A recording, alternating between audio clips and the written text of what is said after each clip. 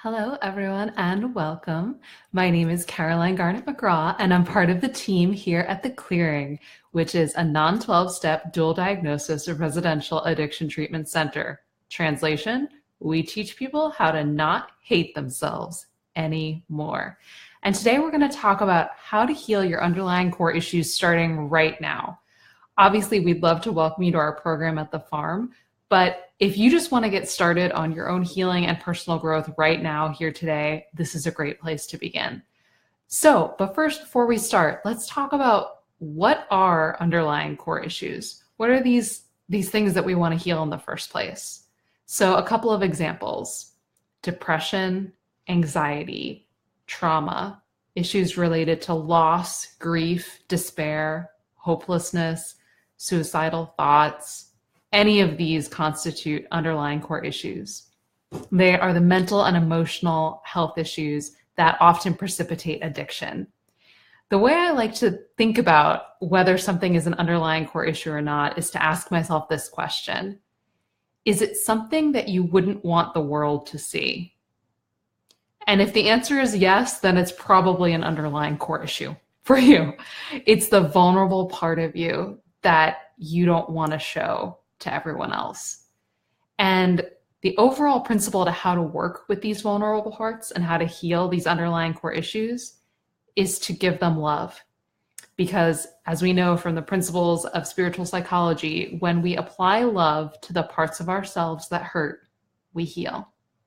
Once again, when we apply love to the parts of ourselves that hurt, we heal. It's that simple and it's that profound. But I can hear some of you saying, okay, Caroline, that sounds great, but how exactly do I do that? Okay, apply love to the parts of myself that hurt. What does that actually look like? I need some steps. I understand, I'm a planner too. I like my steps as well. So today I'm going to give you 2 practical strategies that we use and teach in our program that you can do right here, right now, today, to start working on your underlying core issues. So the first one is called free form writing. And this is not to be confused with journaling.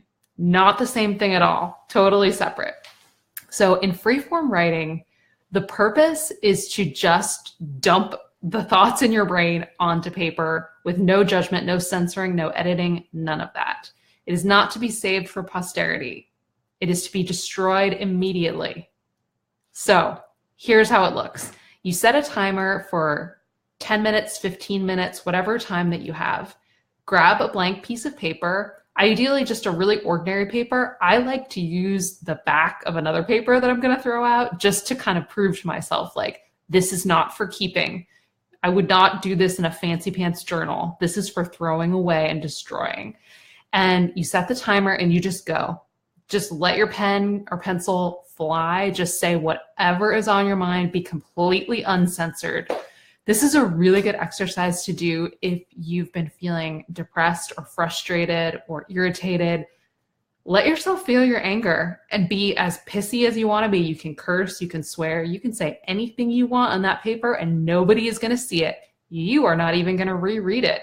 You are going to, when that timer goes off, you're going to pick it up and you're going to either tear it into tiny pieces and throw it in the garbage or shred it, or ideally, even better, burn it. If you can do so in a safe way, of course. Don't set your house on fire, but just completely destroy it. And you'll be amazed by how freeing this is, just to completely let yourself be uncensored and then let it go. So highly recommend that if you're dealing with anger. And as we know, depression is anger turned inward. So if you're feeling depressed, freeform writing is an amazing tool to jumpstart your healing. The second tool is called following the energy back. So this is a great one to use if you're feeling really unsettled by something and you don't really know why it's getting to you so much. Like, as an example, I used this a couple weeks ago when I was really irritated that someone wasn't getting back to me in a timely manner, and just, I didn't feel like we were communicating very well. And I was super upset. And I thought, I'm way more upset than this situation justifies. So I think I need to follow the energy back. So it could be anytime you're upset, but particularly anytime you feel like, my response is overkill. Like, I'm way more upset than is justified by these circumstances. So what you do is you get quiet, you get still, you take some deep breaths, and you center yourself, and you think about that current upset, and you identify that feeling in your body. Is it like a twist in your stomach, or a tightness in your chest, or like a lump in your throat?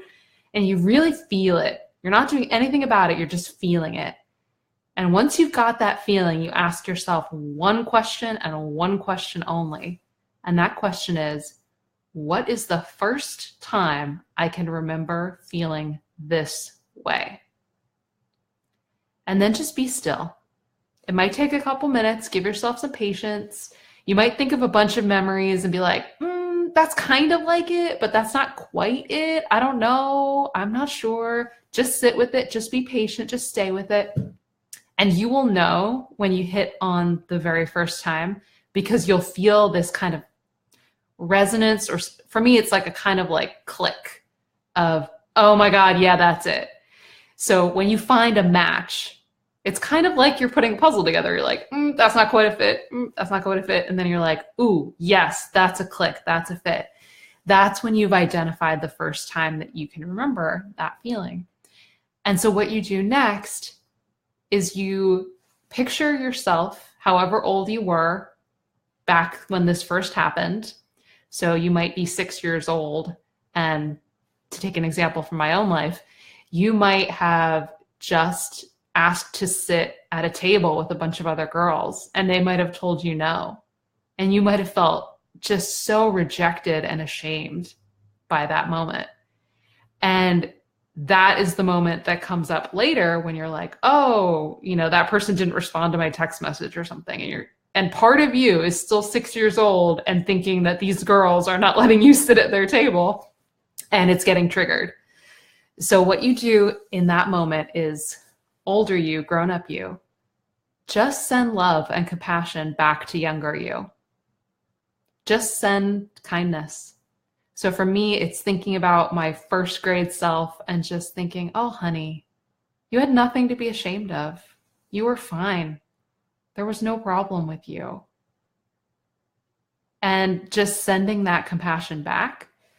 Again, this is deceptively simple, but it can be incredibly powerful, because we now know that, as I believe it was Einstein said, those who understand science know that the past, present, and future are all illusions. Time is always only now. Time is only happening now. So that's not how we usually think of it. We think in this linear construct, but scientifically speaking, you can send that love and that compassion back to your past self, and your past self can receive it. It's wild, but try it, and I bet that you'll find that it's true. So thank you for joining us for this video today. Thank you for doing the work that you're doing and supporting each other in this group. It's been great to see all the different posts that are coming out. And just want to invite you to invite a friend. On your computer, on the right-hand sidebar, there's usually a, suggest this group to a friend, invite a friend. And we would be so thrilled if you would do that, and if you would invite those that you love to join in. All right. Thanks, everyone. Have a great day. Bye.